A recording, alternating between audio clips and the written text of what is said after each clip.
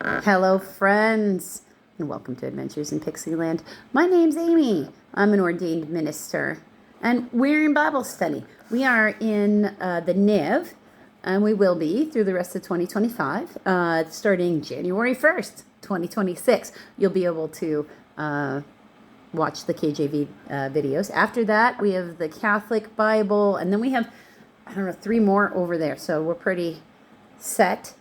One of the things on this is to, read as many versions of the Bible as we can. And if you've been checking out, or maybe you haven't, because there are new shorts that are popping up all this week, and you should have started seeing them last week, where it's Bible verses, where we're comparing the NIV and the KJV comparative verses. I have these Bible study cards, so I just sort of shuffle them and pick them like at random, one a day, and then give you advice based upon that scripture. They are incorporated in that overall energy reading, but that has got other kinds of cards in it too. So if Bible is just your thing, then you maybe want to stick with just the short. Chapter 5, verse 1. If a person sins because he does not speak up when he hears a public charge to testify regarding something he has seen or learned about, he will be held responsible. See, you never had the right to not, get people involved. Or if a person touches anything ceremonially unclean, whether the carcass of an unclean wild animal, or of unclean livestock, or of unclean creatures that move along the ground, even though he is unaware of it, he has become unclean and is guilty. Mostly it's like not you don't know that you touched it's more like your responsibility to know if that animal is unclean or not. Or if he touches human uncleanness, anything that would make him unclean, even though he is unaware of it, when he learns of it, he will be guilty. So if you didn't know, then okay, you're not guilty. But the moment you do know, you're guilty. So I guess that depends on what approach you want to take there. I personally would want to look like, what do you mean by uncleanness? Usually they meant like skin diseases. So it's like, no, I don't want to be touching people's sores. So thanks. I had plenty of relatives in healthcare, and I honor those people completely. That part of healing is not quite so much my path. That's why I didn't go into that. Or if a person thoughtlessly takes an oath to do anything, whether good or evil, in any manner one might carelessly swear about, even though he is unaware of it, in any case, when he learns of it, he will be guilty. So even if he thought it was a good thing, but it turns out it was against the Mosaic law, he'll be guilty. When we fast forward into the New Testament, some 3,000 years ahead of when these things were being written, like in the book of Matthew,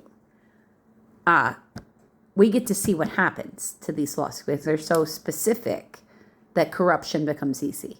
Because remember, with every one of these guilties, they have to bring something to the priest that has value to sacrifice.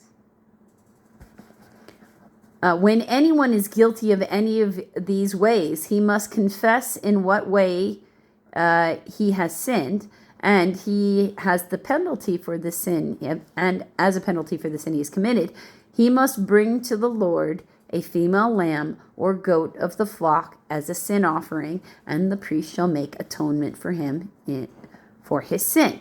If he cannot afford a lamb, he is to bring 2 doves or 2 young pigeons to the Lord as a penalty for his sin.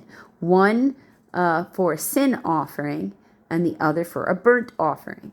He is to bring them to the priest, who shall first offer the one for the sin offering. He is to wring its head from its neck, not severing it completely.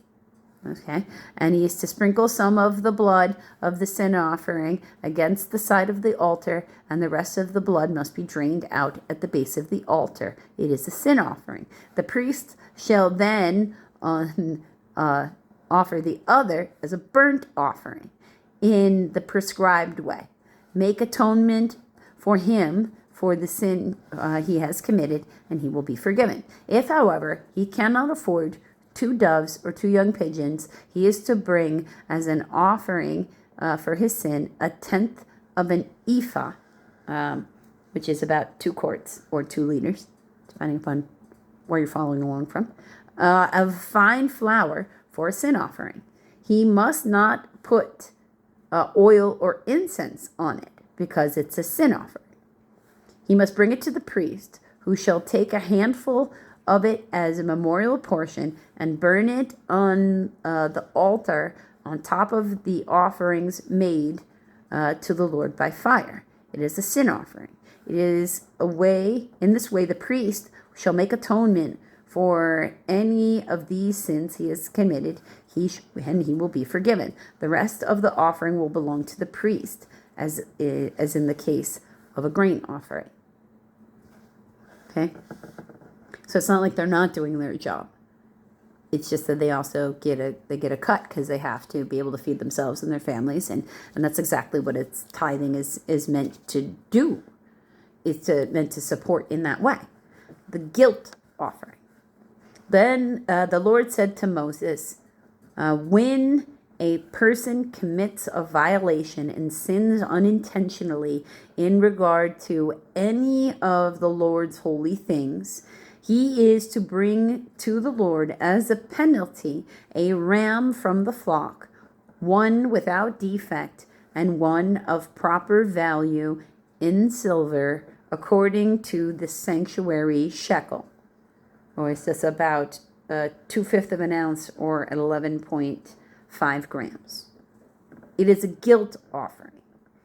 He must make restitution for what he has failed to do in regard to the holy things.